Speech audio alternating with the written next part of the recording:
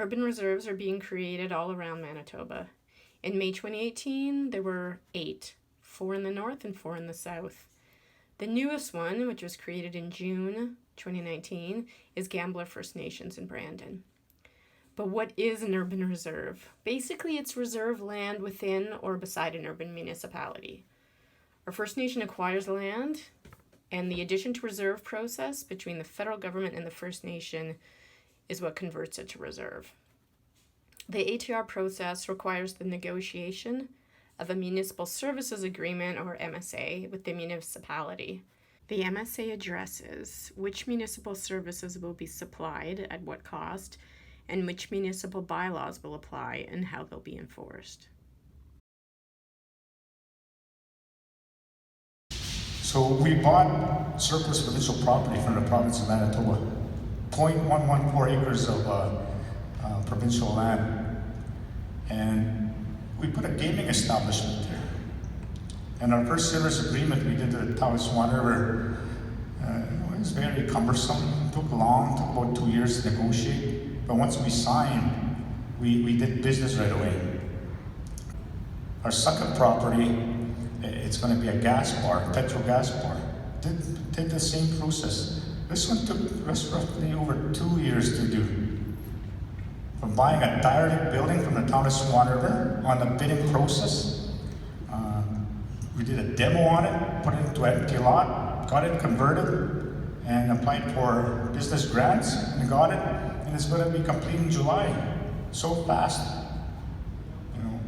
But the stumbling block, again, was the MSDA, Municipal Services Agreement. That culminated on September 19, 2001, in a plebiscite. And that plebiscite was very simple.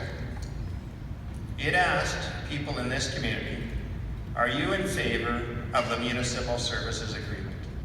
That plebiscite was fought not on a Municipal Services Agreement, but on the fear of a casino in this community.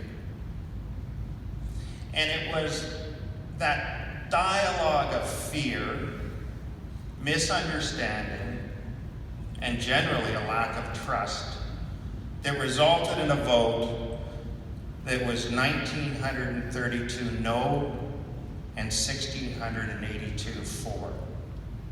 The Municipal Services Agreement, in its first draft in the city of Thompson, failed by a vote of its citizens. Understand, that's where we started. And the result of that was a divided community.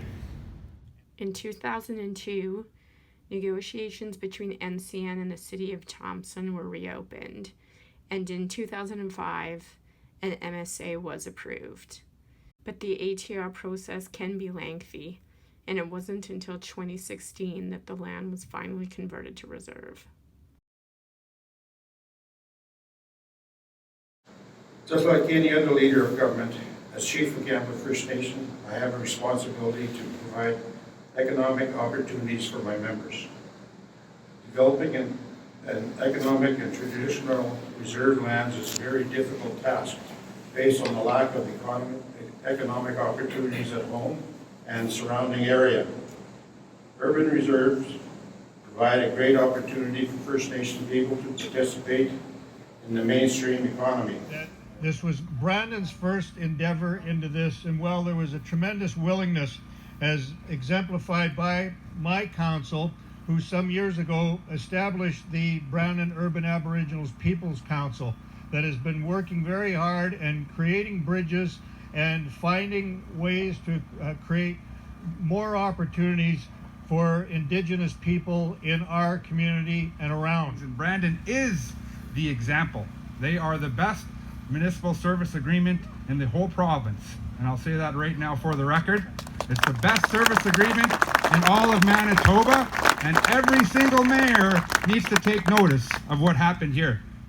Planning together, figuring out your future together, that's ultimately going to bring communities together. It's ultimately going to be what I think it should have always been called, which is applied reconciliation, practical reconciliation. That's where change is going to ultimately happen.